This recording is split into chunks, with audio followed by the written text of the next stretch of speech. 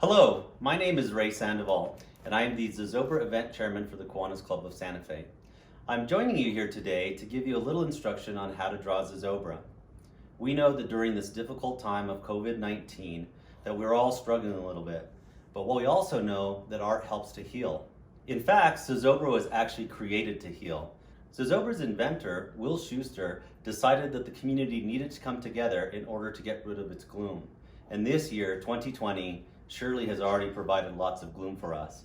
So today, I'm going to take you through how I draw Zozobra. The first thing I'm going to tell you is I've been drawing Zozobra since I was 6 years old when I actually joined the Kiwanis Club to help build Zozobra.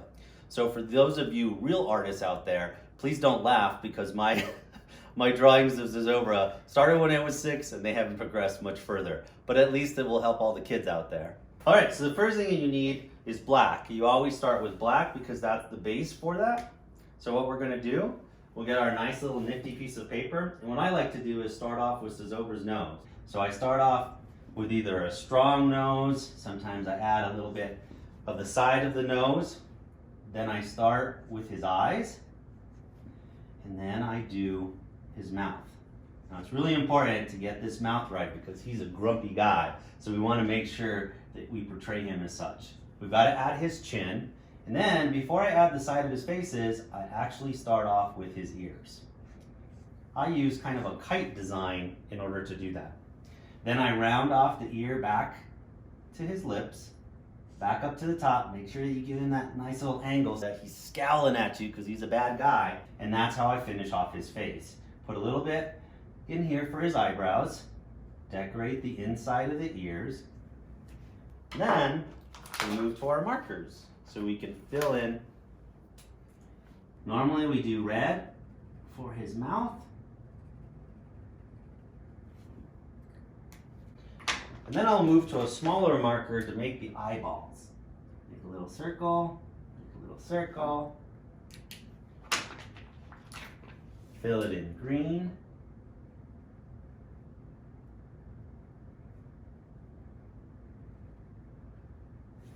All right, now here's where you get to pretend that you're me. Every year, I get to decide what Zozobra's hair color is, and I don't tell anybody, that's my secret. But you get to do what I get to do. So you gotta look at all your different colors and decide what color is Zozobra's hair gonna be. So let's do something a little bit different. How about pink? So we start out, and I just make these little squiggly lines. All these little squiggly lines, I put them on top of each other, and I make a little bit of hair. All right, well now that we have Zozobra's head done, now we need to create his body. I start by making lines from his chin to show his neck, a straight line that goes almost from ear to ear, and then I come down to make a little bit of a triangle. Let's put on his belt so his pants don't fall off. We all know that Zozobra wears a dress, but we'll just say that he needs a belt. Let's color that in. Now we go back up and we dress him. I'm going to put him in his traditional bow tie. I do that by creating 2 triangles, filling them in, and then I put a circle right in the middle. We'll give him 2 buttons, so he's in his nice little beautiful tux, and then we extend this out for his dress. Now to start his arms, I got to figure out what position they're going to be in. So I know that one arm we'll put up and one arm we'll put down. I start by making a small elliptical circle as the top of his arm. Then I come down almost to the belt, come down to the other side, and then come down further. Put on a little wristband for him right here, and then I draw a line out, connect it, then give it a little bit of 3D. We add his thumb, and that arm is done. Now the other arm I want to put up, so I'm going to start by making a little elliptical that way. Extend his arms out, that one goes up. Give a little perspective here, so we'll include that. Give him a thumb here, and let's give him a big finger right there that he's not happy with everybody. All right, so now I got to decide, what am I going to add around him? So let's do some fireworks. So let's pick another color that we like. So let's go with orange. And there's two ways that I draw fireworks. One is the fireworks that go up and make these cool little things as they come back down. We call those weeping willows. The other ones is what we call our spirals. And those spirals, let's go with purple.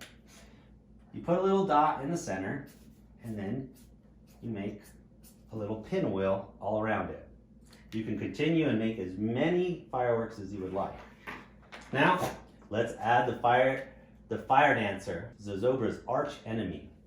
I start by making a box, which will be the top of the fire dancer's head. I then come up and put out a couple of lines, and then I draw triangles to symbolize the fire dancer's hat. We'll color in those.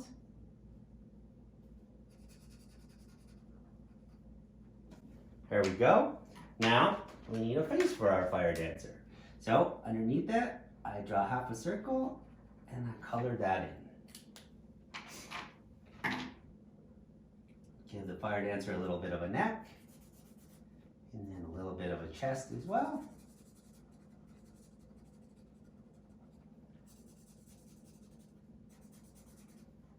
A leg and a leg. And then, of course, we can't forget that she's holding torches. So, draw a little bit of a torch there.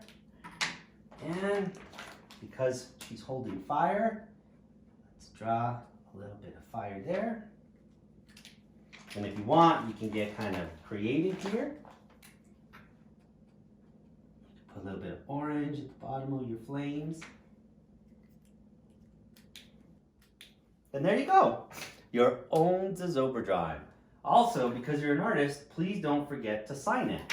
Red is my favorite color, so I'm going to put my name right here. And that's how I draw Zozobra.